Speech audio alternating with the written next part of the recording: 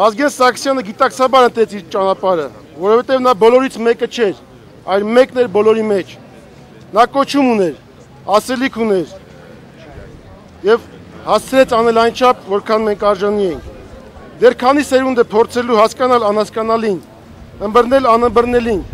21-րդ դարից իսկ սպասելիքները պահանջող զորավարի շուրթերից լսելով նաեւ այս խոսքերը. Ինձ պաշտպանողները քիչ են, ինձ ժողովուրդը չի ճանաչում։ Ինձ նորմալ ճանաչում են իմ նեղ շրջապատի մարդիկ։ Մնացածը գիտեն ինձ մորուքով, գիտեն ջղայնացած, գիտեն քրտնած, այսօրվա եղած կերպարը դա է։ 1999-ին բախտ եմ ունեցել անձամբ շատ մոտ կանգնելու սպարապետին ազգային ժողովի մայիս ամսի ընտրությունների ժամանակ։ Այն ժամանակ միասնություն դաշինքներ, եթե հիշում եք, Կարեն Դեմիրճյան, Վազգեն Սարգսյան զույգը ժողովրդի մեջ մեծ հույս էր արթնացրել վաղվա նոր Հայաստանի կերտման հարցում։